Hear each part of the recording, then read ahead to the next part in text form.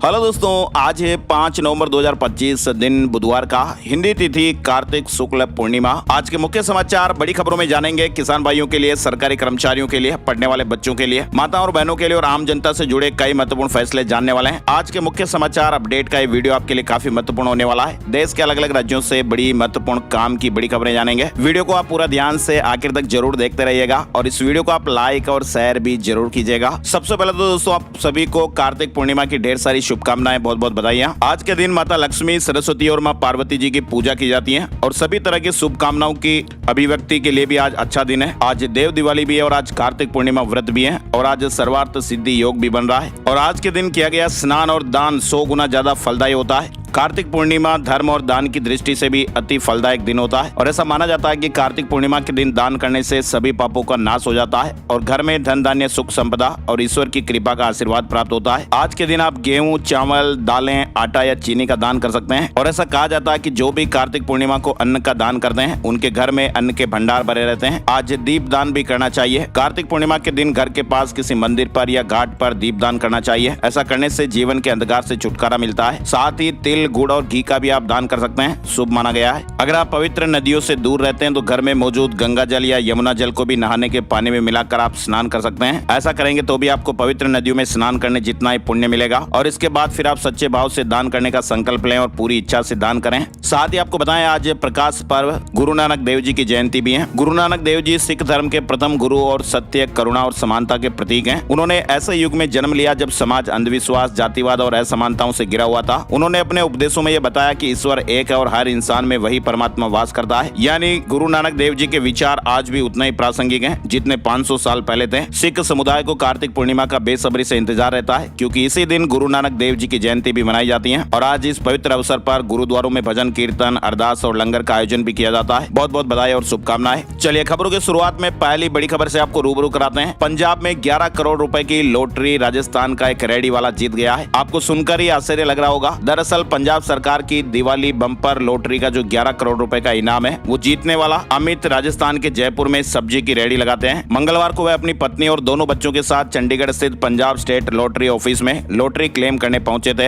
अब सरकार उन्हें चेक देगी। अमित ने बताया कि मैं गलियों में आलू टमाटर बेचकर अपने परिवार का गुजारा करता हूं। विश्वास नहीं हो रहा कि मेरी लॉटरी निकली है। ये होता है ना, जब भगवान देता है तो छप्पर फाड़ कर ही देता है। उन्होंने कहा कि मैंने पहली बार टिकट खरीदा है और यहाँ आने के लिए मेरे पास किराए के पैसे तक नहीं है। लोगों से उधार लेकर यहाँ पहुंचा हूँ और अब मेरी किस्मत पूरी तरह बदल गई है। और तो और ये लॉटरी खरीदने के लिए पैसे भी उनके दोस्त ने दिए थे। अब उन्होंने कहा कि मैं इस इनाम में से जिस दोस्त ने मेरे को ये पैसे दिए लॉटरी में पैसे लगाने के लिए, उसकी 2 बेटियों को भी मैं 50-50 लाख रुपए दूंगा और उनका कन्यादान भी करूंगा। उन्होंने कहा कि मेरा बेटा हमेशा कहता है कि पापा मैं IAS अधिकारी बनना चाहता हूँ और अब मैं अपने दोनों बच्चों को अच्छे से पढ़ाऊंगा। इधर आप देखिए दोस्तों, अलर्ट करने वाली ये खबर है। यदि आप भी रोजाना पेपर कप में चाय या कॉफी पीते हैं तो सावधान हो जाइएगा। ये भी आपको कैंसर का रोगी बना सकती है और इतना ही नहीं, इससे हार्मोन से जुड़ी समस्याएं होने का भी खतरा रहता है। IIT खड़गपुर के शोधकर्ताओं ने यह बड़ा खुलासा किया है और कहा कि डिस्पोजल पेपर कप में डाली गई गर्म चाय या कॉफी मात्र 15 मिनट में कप की जो अंदरूनी परत होती है वहां से 25,000 माइक्रो प्लास्टिक कण छोड़ देती हैं और विशेषज्ञों के अनुसार एक व्यक्ति जो दिन में 3 कप चाय पीता है वह हर दिन लगभग 75,000 सूक्ष्म प्लास्टिक के कण निगल रहा है, जो कि न केवल शरीर के लिए हानिकारक है बल्कि ये कैंसर, हार्मोनल चेंजेज और नर्वस सिस्टम से जुड़ी गंभीर बीमारियों का कारण भी बन सकते हैं। तो जो भी लोग चाय की थड़ी पर इस तरह से डिस्पोजल में चाय वगैरह पीते हैं, कॉफी वगैरह पीते हैं तो उनको संभल जाना चाहिए। इस रिसर्च के सामने आने के बाद भोपाल के मुख्य चिकित्सा एवं स्वास्थ्य अधिकारी जी ने भी ये नागरिकों से अपील की और कहा कि वे मिट्टी यानी कुल्हड़, स्टील या फिर कांच के कप का इस्तेमाल करें और अपनी सेहत को इन साइलेंट टॉक्सिन्स से बचाएं। तो अब आपको करना क्या है कि ऑफिस या संस्थान में जहां भी आप काम वगैरह करने जाते हैं तो अब रिफिलेबल बोतल और मग की आपको व्यवस्था करनी पड़ेगी। पेपर या प्लास्टिक लाइनिंग वाले कप में आपको गर्म पेय पदार्थ नहीं लेने हैं, चाय कॉफी नहीं पीनी है। गंभीर बीमारी का एक कारण बन सकते हैं और हमें गंभीर बीमारियों से बचना है। और ये दोस्तों छोटे छोटे कण ऐसे होते हैं जो आंखों से दिखाई नहीं देते हैं लेकिन हमारे शरीर में जाकर ये कोशिकाओं को नुकसान पहुंचाते हैं। चलिए अगली बड़ी खबर आप देखिए। QS world university ranking Asia 2026 जारी हो चुकी है। पैकिंग यूनिवर्सिटी को पछाड़कर इस साल यूनिवर्सिटी ऑफ हांगकांग पहले नंबर पर रहा और इस साल 1500 से ज्यादा इंस्टीट्यूट को इवेल्युएट किया गया है और 550 प्लस नई एंट्रीज भी आई हैं। इस लिस्ट में सबसे ज्यादा 395 यूनिवर्सिटियां चीन की हैं, 294 यूनिवर्सिटियां भारत की हैं और 146 यूनिवर्सिटियां जापान की हैं। साथ ही 103 यूनिवर्सिटी साउथ कोरिया की भी शामिल की गई है। और इस साल हांगकांग का जो प्रदर्शन है वो सबसे बेहतरीन रहा, जिसकी 5 यूनिवर्सिटीज को टॉप 10 में जगह मिली है। और हमारे देश की बात करें तो एक भी यूनिवर्सिटी एशिया में टॉप 50 में नहीं है। IIT दिल्ली को इस रैंकिंग में 59वां स्थान मिला है और इसके बाद फिर IISc बेंगलुरु को 64वीं रैंक मिली है। देश की बात करें तो हमारे देश में IIT दिल्ली टॉप पर रहा। ये अलग अलग रैंक, एशिया रैंक और यूनिवर्सिटी के नाम आप देख सकते हैं। चलिए अगली बड़ी खबर आप देखिए। एक्सपायर्ड फूड को नदियों और झीलों में फेंकना पूरी तरह से बैन कर दिया गया है। सरकार ने कहा कि डिस्पोजल की निगरानी फूड सेफ्टी ऑफिसर करेंगे, वीडियो रिकॉर्डिंग भी होगी। दरअसल FSSAI यानी food safety and standard authority of India ने जब्त रिजेक्टेड और एक्सपायर्ड फूड आइटम्स को नदियों, झीलों या खुले इलाकों में फेंकने पर पूरी तरह से बैन लगा दिया है। 4 नवंबर मंगलवार को राज्यों और केंद्र शासित प्रदेशों के कमिश्नर्स को इसके लिए ऑर्डर भी जारी कर दिया गया है। डिस्पोजल के लिए नई गाइडलाइन बनी है। अच्छा, इसके अलावा कर्मचारियों से जुड़ी बड़ी खबर भी आप देखिए। 8वें वेतन आयोग की शर्तों को औपचारिक मंजूरी मिल गई है। 1 जनवरी 2026 से लागू होगा। 50 लाख से ज्यादा कर्मचारियों की सैलरी बढ़ जाएगी। केंद्र सरकार ने 8वें केंद्रीय वेतन आयोग की शर्तों को औपचारिक मंजूरी दे दी है। वित्त मंत्रालय ने 3 नवंबर को आयोग की टर्म ऑफ रेफरेंस और सदस्यों के नामों की गजट नोटिफिकेशन जारी कर दिया। साथ ही आप देखिए, प्रधानमंत्री नरेंद्र मोदी से मुलाकात के लिए भारतीय महिला टीम मंगलवार को दिल्ली पहुंच गई। आपको पता ही है, हरमनप्रीत कौर के नेतृत्व में भारतीय महिला टीम ने महिला वर्ल्ड कप 2025 के फाइनल में दक्षिण अफ्रीका को 52 रनों से हराकर पहली बार ICC ट्रॉफी अपने नाम की है। दिल्ली में विश्व चैंपियंस का जोरदार स्वागत किया गया। महिला टीम 52 साल के वनडे विश्व कप इतिहास में पहली बार चैंपियन बनी है। आज टीम प्रधानमंत्री नरेंद्र मोदी से मुलाकात करेंगी। इधर आप देखिए, छत्तीसगढ़ के बिलासपुर में खड़ी मालगाड़ी से टकरा गई पैसेंजर ट्रेन, 8 यात्रियों की जानें चली गई, 16 यात्री घायल हो गए। छत्तीसगढ़ के बिलासपुर जिले में मंगलवार को कोरबा पैसेंजर ट्रेन और एक मालगाड़ी के बीच जोरदार टक्कर हो गई। बिलासपुर कलेक्टर के मुताबिक 8 लोगों की जान जाने की पुष्टि हुई है, वहीं 16 से 17 लोग घायल हैं।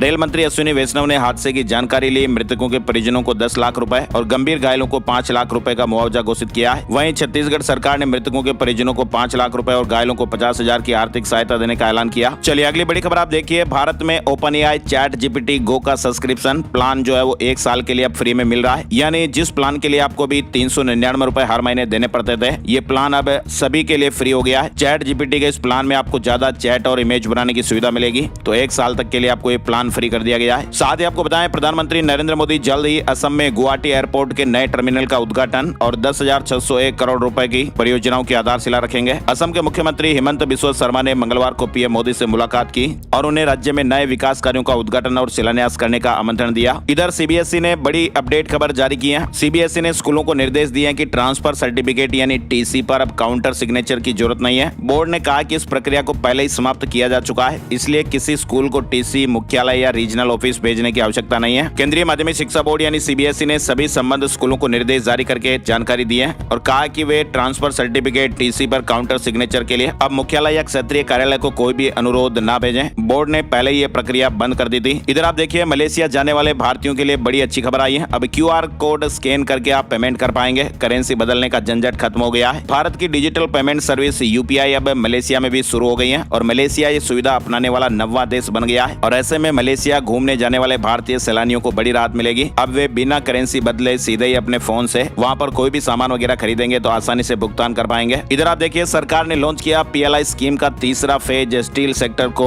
मजबूती मिलेगी। इस योजना का मकसद देश में स्टील का उत्पादन बढ़ाना और आयात कम करना है। केंद्रीय इस्पात मंत्री HD कुमारस्वामी ने PLI 1.2 नाम से इस तीसरे चरण की योजना की शुरुआत की। इसके पहले के 2 चरणों में लगभग 44,000 करोड़ रुपए के निवेश का वादा किया गया था। इधर आप देखिए, भारत और इजरायल की रक्षा साझेदारी को भी नई उड़ान मिलेगी। तेल अवीव में बड़ा समझौता हुआ है, यानी भारत और इजरायल ने रक्षा सहयोग में ये महत्वपूर्ण प्रगति की है, जिसमें 17वीं JWG बैठक में नया समझौता हुआ और ये समझौता उन्नत तकनीक साझा करने, AI, साइबर सुरक्षा और संयुक्त हथियार विकास पर केंद्रित है। दोनों देश आतंकवाद जैसी साझा चुनौतियों से निपटने के लिए प्रतिबद्ध हैं। कुल मिलाकर दोस्तों, भारत और इजरायल के बीच रक्षा सहयोग पर यह बड़ी प्रगति हुई है। कई महत्वपूर्ण मुद्दों पर सहमति बनी और इस समझौते के तहत भारत और इजरायल अब अपनी उन्नत तकनीकें साझा करेंगे। नए हथियार सिस्टम का संयुक्त विकास होगा, उत्पादन करेंगे। महाराष्ट्र राज्य चुनाव आयोग ने 246 नगर परिषदों और 42 नगर पंचायतों के शहरी स्थानीय निकाय चुनाव के कार्यक्रम का ऐलान कर दिया है। मतदान 2 दिसंबर को होगा। मतगणना 3 दिसंबर को होगी। इधर आप देखिए इथियोपिया क्रेज से जुड़ी बड़ी खबर देखिए। 6 साल बाद यूएस में बोइंग कंपनी के खिलाफ केस शुरू हो गया है। हादसे में भारतीय महिला समेत 157 लोगों की जानें गई थी। दरअसल आपको बताएं मार्च 2019 में इथियोपिया में बोइंग 737 मैक्स विमान क्रैश हुआ था और इसमें 157 लोगों की जानें गई थी। अमेरिका में अब शिखा गर्ग और मर्सी दिवो के परिवारों का मुकदमा शुरू हो रहा है। इधर बांग्लादेश संसदीय चुनाव से जुड़ी खबर भी आई है। बीएनपी ने 237 उम्मीदवार उतारे हैं। तारिक रहमान प्रधानमंत्री बन सकते हैं। दरअसल बांग्लादेश में फरवरी 2026 में 13वां संसदीय चुनाव होने जा रहा है। बीएनपी ने 237 उम्मीदवारों की एक लिस्ट जारी की है। साथ ही आप देखिए चीन अब परमाणु हथियार थोरियम से बनाएगा और उसने एक ऐसी रिसर्च कर ली है और इसको लेकर सफलता भी हासिल हुई है। ये तकनीक यूरेनियम पर निर्भरता कम करती है। इसके अलावा बड़ी खबर आप देखिए टीवी, फ्रिज और मोबाइल की रिपेयरिंग का झंझट खत्म हो जाएगा। सरकार का एक नया प्लान आ रहा है। उपभोक्ताओं को उनके खरीदे गए सामान पर अधिकार दिलाने के लिए सरकार राइट टू रिपेयर योजना ला रही है और इसके तहत कंपनियां उत्पादों की मरम्मत की जानकारियां देंगी। जैसे मोबाइल, टीवी जैसे उपकरण खराब होने पर उन्हें बदलना ना पड़े। एक रिपेयरिंग इंडेक्स भी बनेगा जिससे उपभोक्ता रिपेयरिंग आसानी से जान पाएंगे। साथ ही आप देखिए एलआईसी ने 21,700 करोड़ के शेयर खरीदे हैं। एसबीआई बैंक समेत कई स्टॉक में पैसा लगाया। पोर्टफोलियो वैल्यू 16 लाख करोड़ रुपए से ज्यादा की हो गई है। वहीं एक बड़ी खबर देखिए बिना नंबरी स्कॉर्पियो से मणिपुर से स्मैक मध्य प्रदेश सप्लाई करने जा रहे हैं। 2 तस्करों को पुलिस ने पकड़ा है। 15 करोड़ की स्मैक बताई जा रही है। गेट में 19 पैकेट बनाकर छिपाई गई थी। राजस्थान के दौसा से बड़ी खबर। मामला दौसा के मेहंदीपुर बालाजी थाना इलाके का बताया जा रहा है। पकड़ी गई ड्रग्स की कीमत करीब 15 करोड़ रुपए की आंकी गई है। प्रधानमंत्री नरेंद्र मोदी ने मेरा बूथ सबसे मजबूत कार्यक्रम के तहत बिहार की महिला कार्यकर्ताओं से संवाद किया। पीएम से बात करते हुए एक महिला ने कहा कि बिहार में चुनाव है, लोकतंत्र के इस पर्व को लेकर महिलाओं में भी काफी उत्साह है। साथ ही आप देखिए एसआईआर के खिलाफ कोलकाता में ममता का मार्च। कहा कि जैसे हर उर्दू बोलने वाला पाकिस्तानी नहीं, वैसे ही हर बांग्ला भाषी बांग्लादेशी नहीं। पश्चिम बंगाल में मंगलवार को सीएम ममता बनर्जी ने स्पेशल इंटेंसिव रिवीजन यानी एसआईआर के खिलाफ कोलकाता में विरोध मार्च निकाला। रैली में उनके साथ पार्टी महासचिव अभिषेक बनर्जी और बड़ी संख्या में पार्टी के कार्यकर्ता मौजूद रहे। साथ ही आप देखिए बेगुनाह भारतीय 43 साल अमेरिकी जेल में रहा। बरी होते ही देश छोड़ने का फरमान था। अमेरिका में 43 साल तक झूठे आरोप में जेल में रहे भारतीय मूल के सुब्रमण्यम वेदम को फिलहाल राहत मिली है। 2 अलग अलग अदालतों ने फिलहाल उनके डिपोर्टेशन यानी भारत भेजने पर रोक लगा दी है। साथ ही आप देखिए मध्य प्रदेश से एक बड़ी खबर। जबलपुर हाईकोर्ट ने शहडोल कलेक्टर पर 2 लाख रुपए का जुर्माना लगाया है। साल भर जेल में रहा बेगुनाह। हाईकोर्ट ने कहा कि ये पैसे पीड़ित को मिलेंगे। शहडोल में युवक पर एनएसए लगाया गया था। साथ ही दिल्ली हाईकोर्ट ने कहा कि मीडिया अदालत की मामूली टिप्पणियों को सनसनी खबर बना रहा, ये चिंताजनक है। दिल्ली हाईकोर्ट ने मंगलवार को कहा कि हाल ही के दिनों में एक मीडिया में एक चिंताजनक ट्रेंड देखने को मिल रहा है। सुनवाई के दौरान कोर्ट की मामूली सी टिप्पणियों को सनसनी पैदा करने के लिए खबरों में जगह दी जा रही है, जबकि वे टिप्पणियां कई बार मामले से जुड़ी हुई भी नहीं होती। इधर आपको बताएं न्यूयॉर्क में मेयर चुनाव के लिए मतदान जारी है। भारतवंशी जोरान ममदानी रेस में सबसे आगे बताए जा रहे हैं। वहीं डोनाल्ड ट्रंप ने धमकी दी है कि ममदानी को चुना तो शहर की फंडिंग बंद कर देंगे। इधर ऑनलाइन जुआ सट्टा मामले में सुप्रीम कोर्ट ने सरकार से जवाब मांगा है। ई स्पोर्ट्स गेम के नाम पर ऑनलाइन जुआ चलाने वालों पर एक्शन लेने को कहा है। अगली सुनवाई अब 26 नवंबर को होगी। वहीं हिंदुजा ग्रुप के चेयरमैन गोपीचंद हिंदुजा का निधन हो गया है। पाकिस्तान से शुरू हुआ कारोबार ईरान होते हुए लंदन पहुंचा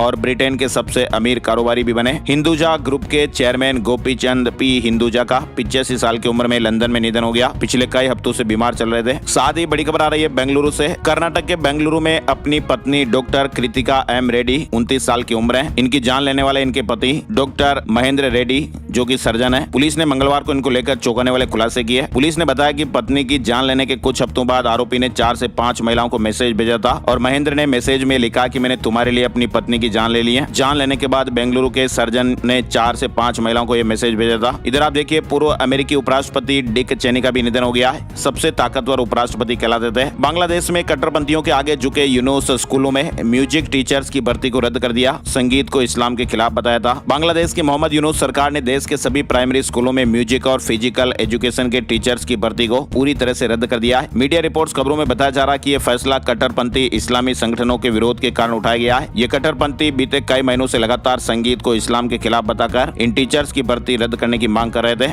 वहीं आपको बताएं एयरलाइन पायलटों के संगठन association of airline pilots India ने डीजीसीए से मांग की है कि वे पायलट के लिए बनाए गए नए फ्लाइट ड्यूटी टाइम लिमिटेशन और रेस्ट पीरियड से जुड़े नियमों को बिना किसी अपवाद के लागू करें। एएलपीए इंडिया ने कहा कि सिलेक्टिव छूट न दें। साथ ही आप देखिए उत्तर प्रदेश के बाराबंकी से बड़ी दर्दनाक खबर सामने आई है। एक साथ जली ज्वेलर परिवार की 4 चिताएं। पति पत्नी और बेटों के शव देखकर महिलाएं बेसुध हो गई। अर्टिगा सवार कार में 8 लोगों की जानें चली गई थी। 14 फीट की कार 7 फीट में बदल गई। कार सवार बिठूर से गंगा स्नान करके लौट रहे थे। एयरबैग तक खुलने का मौका नहीं मिला। साथ ही आप देख सकते हैं हरियाणा में शुरू होगी होगी medical airlift service private aviation company का सरकार को प्रपोजल। 6 हेलीपैड के जरिए पूरा प्रदेश कवर होगा और ऐसे में हरियाणा में मेडिकल एयरलिफ्ट सेवा शुरू हो सकती है। इसके लिए स्यांदान एविएशन ने हरियाणा सरकार से संपर्क किया है। कंपनी ने यह इच्छा जाहिर की है कि वह हरियाणा के लोगों को आपातकालीन स्थिति में एयरलिफ्ट कर अस्पताल पहुंचाना चाहती है और ये सेवा एविएशन कंपनी बतौर सोशल सर्विस के रूप में शुरू करना चाहती है। इधर बिहार से बड़ी खबर आप देख सकते हैं। पहले चरण की 121 सीटों पर चुनाव प्रचार थम गया है। 4 नवंबर शाम 5 बजे प्रचार थम गया। पहले चरण में 6 नवंबर को 18 जिलों की कुल 121 सीटों पर वोटिंग होगी। इधर बड़ी खबर आ रही है, बिहार में विधानसभा चुनाव के पहले चरण के मतदान से ठीक 2 दिन पहले बीजेपी के नेता और पूर्व केंद्रीय मंत्री आर.के. सिंह ने प्रदेश में 62,000 करोड़ के बिजली घोटाले का आरोप लगाया है और इसमें बिजली विभाग के कई अधिकारी शामिल हैं। आर.के. सिंह ने इस मामले की गहन जांच सीबीआई से कराने की मांग की है। उन्होंने ये दावा किया कि ये घोटाला बिहार में एक थर्मल पावर प्लांट से जुड़ा हुआ है। इधर आप देखिए, तेजस्वी ने कहा कि माई बहन योजना का एक मुश्त 30,000 रुपए देंगे। सरकार बनी तो कर्मचारियों का 70 किलोमीटर के दायरे में तबादला। 15 सभाएं भी की हैं। पटना में तेजस्वी यादव ने मंगलवार 4 नवंबर को प्रेस कॉन्फ्रेंस कर यह ऐलान किया कि अगर हमारी सरकार बनती है तो माई बहन योजना के तहत 1 साल की पूरी राशि 30,000 रुपए एक साथ महिलाओं के बैंक खातों में भेजेंगे। माई बहन योजना के तहत राजद ने महीने में 2,500 रुपए महिलाओं को देने का वादा किया है। जीविका में सीएम दीदियां स्थायी होंगी। हर महीने 2,000 रुपए का मानदेय मिलेगा। सिंचाई के लिए बिजली फ्री। धान की खरीद में एमएसपी के अतिरिक्त 300 रुपए प्रति क्विंटल भी देंगे। ओल्ड पेंशन स्कीम लागू की जाएगी और इस तरह के वादे किए गए हैं। हिमाचल प्रदेश विधानसभा का विंटर सेशन 26 तारीख से पहली बार 8 दिन लंबा सेशन रहेगा। वहीं हिमाचल के किसान भाइयों को झटका लग सकता है। कृषि विभाग ने गेहूं के बीज पर सब्सिडी घटाई है। इस बार 15 रुपए नहीं 10 रुपए प्रति किलो अनुदान मिलेगा। साथ ही आप देखिए, बैंक फ्रॉड केस में 2 पूर्व एसबीआई ऑफिसर को सजा हो गई है। एक प्राइवेट कंपनी को कोर्ट ने जुर्माना लगाया। 15 साल पुराने बैंक धोखाधड़ी मामले में बड़ा फैसला सुनाया गया और स्टेट बैंक ऑफ इंडिया के 2 पूर्व अधिकारियों को सजा सुनाई गई है, जिसमें एक रिटायर्ड डिप्टी मैनेजर है और एक डेस्क ऑफिसर है। 5 करोड़ 70 लाख रुपए के फर्जी लोन घोटाले में दोषी ठहराए गए हैं और 3-3 साल की कैद और 30,000 रुपए जुर्माना लगा है। राजस्थान में स्लीपर बसों की हड़ताल खत्म हो गई है। ऑपरेटर्स ने संचालन शुरू कर दिया है और बोले कि यात्रियों की सुरक्षा से जुड़े सभी नियमों का पालन करेंगे। तो राजस्थान में स्लीपर बसों को लेकर जो परेशानियां हो रही थी वो हड़ताल खत्म हो गई है। इधर राजस्थान में मुख्यमंत्री जी ने बड़ा आदेश जारी किया है। सीएम ने कहा कि शराब पीकर वाहन चलाने पर लाइसेंस रद्द कर दिया जाएगा। कहा कि प्रदेश में अवैध कट्टों को भी बंद करें। ट्रैफिक नियम तोड़ने पर सख्त कार्रवाई की जाए। साथ ही राजस्थान में सोलर बिजली पर प्रति यूनिट 55 पैसे की बढ़ोतरी हुई है। डिस्कॉम ने नई दरें जारी कर दी हैं और उपभोक्ताओं को अब 3 रुपए 26 पैसे प्रति यूनिट का भुगतान मिलेगा। यानी राजस्थान में सोलर सिस्टम के उपभोक्ताओं को अतिरिक्त बिजली के बदले ज्यादा दर पर भुगतान मिलेगा। सोलर सिस्टम से बिजली उत्पन्न करने वाले उपभोक्ताओं के लिए राहत भरी खबर है। जयपुर विद्युत वितरण निगम लिमिटेड और अन्य डिस्कॉम ने नई दरें जारी की है। अब उपभोक्ताओं को पहले की तुलना में जो पहले 2 रुपए 71 पैसे प्रति यूनिट मिल रहे थे, उसकी जगह 3 रुपए 26 पैसे प्रति यूनिट का भुगतान मिलेगा, यानी 55 पैसे की बढ़ोतरी हुई है। इधर राजस्थान में देखिए, आप सरकारी कर्मचारियों की मुफ्त इलाज योजना में फर्जीवाड़ा। छुट्टी पर थी डॉक्टर, उनके नाम से बनी लाखों की दवा पर्चियां। चूरू में कंप्यूटर ऑपरेटर को गिरफ्तार किया गया। राजस्थान का लोक नृत्य घूमर 7 संभागों में 19 नवंबर को। महोत्सव के लिए प्रतिभागियों को रजिस्ट्रेशन कराना है। 9 से 17 नवंबर तक कार्यशाला होगी। राजस्थान का लोक नृत्य घूमर का आयोजन एक साथ 7 संभागीय मुख्यालयों में होगा और इस महोत्सव का आयोजन 19 नवंबर को किया जाएगा। महोत्सव में 12 साल या उससे अधिक आयु की बालिकाएं और महिलाएं हिस्सा ले पाएंगी और महोत्सव में हिस्सा लेने के लिए ऑनलाइन रजिस्ट्रेशन निःशुल्क और अनिवार्य रहेगा। साथ ही आपको बताएं, घूमने वालों के लिए अपडेट आया है। IRCTC ने न्यू ईयर सेलिब्रेशन के लिए टूर पैकेज निकाला है। बैंकॉक और पटाया में 5 रात और 6 दिन का टूर कराया जाएगा। 35 पैसेंजर को लेकर जाएंगे। डूंगरपुर में मुस्लिम समाज का 13वां सामूहिक विवाह समारोह 28 दिसंबर को आयोजन होगा। निकाह के लिए रजिस्ट्रेशन की प्रक्रिया जारी है। इधर आपको बताएं, राजस्थान के जयपुर में 13 लोगों को कुचलकर जान लेने वाला ड्राइवर, जो डंपर ड्राइवर है, उसने कहा कि मुझसे गलती हो गई। जयपुर में 17 गाड़ियों को कुचला था। पुलिस ने गिरफ्तार किया हुआ है और अब ये कह रहा है कि मुझे बचा लो। साथ ही आप देखिए, राजस्थान में EWS स्टूडेंट को छात्रवृत्ति अनुदान मिलेगा। 6 नवंबर से 5 दिसंबर तक ऑनलाइन आवेदन कर सकेंगे। राजस्थान माध्यमिक शिक्षा बोर्ड की ओर से सामान्य वर्ग के आर्थिक रूप से पिछड़े प्रतिभावान छात्र छात्राओं के लिए विशेष छात्रवृत्ति एवं अनुदान योजना के लिए ऑनलाइन आवेदन पत्र आमंत्रित किए गए हैं। 6 नवंबर से आवेदन की शुरुआत हो जाएगी। इसके अलावा आप देखिए, SC/ST वित्त निगम ने ऋण आवेदन की तिथि बढ़ाई है। अब 10 लाख रुपए तक के लोन के लिए 30 नवंबर तक अप्लाई कर सकते हैं। राजस्थान अनुसूचित जाति जनजाति वित्त एवं विकास सहकारी निगम लिमिटेड जयपुर ने विभिन्न वर्गों के लिए चल रही ऋण योजनाओं में आवेदन की तारीख को बढ़ा दिया है। साथ ही आपको बताएं, राजस्थान हाईकोर्ट जोधपुर ने विशेष शिक्षा स्पेशल एजुकेशन टीचर्स को बड़ी राहत दी है। कोर्ट ने सामान्य B.Ed डिग्री के साथ विशेष शिक्षा में 2 साल का पोस्ट ग्रेजुएट डिप्लोमा रखने वाले उम्मीदवारों को B.Ed स्पेशल एजुकेशन के समकक्ष माना है। इधर मध्य प्रदेश इंदौर से खबर देखिए, राजा रघुवंशी हत्याकांड में बड़ा खुलासा हुआ है। पत्नी सोनम ने खुद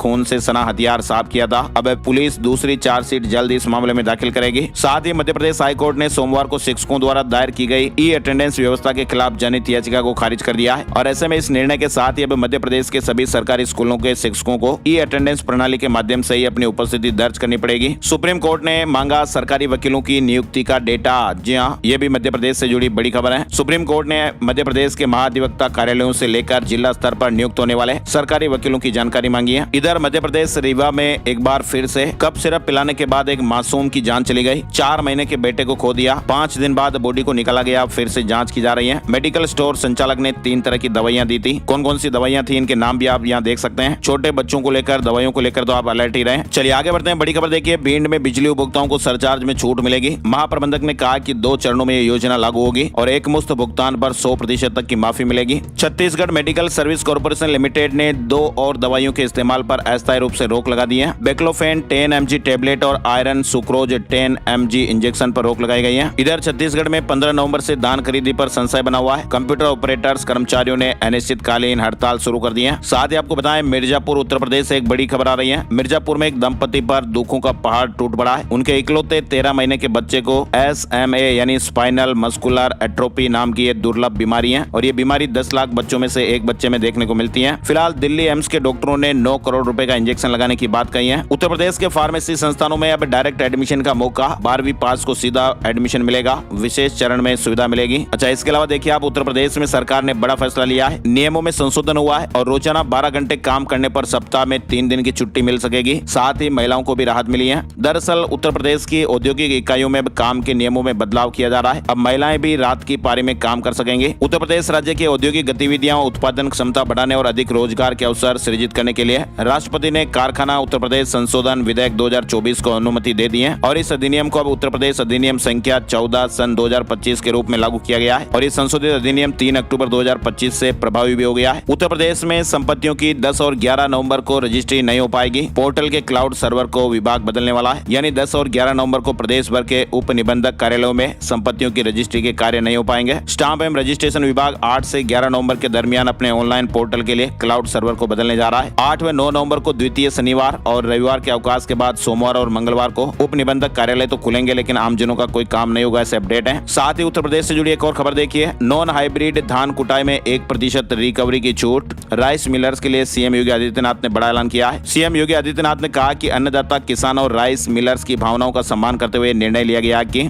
नॉन हाइब्रिड धान की कुटाई में 1% रिकवरी छूट की प्रतिपूर्ति राज्य सरकार अपने बजट से करेगी। साथ ही उत्तर प्रदेश में अब किस्तों में भी स्मार्ट मीटर लगवा पाएंगे।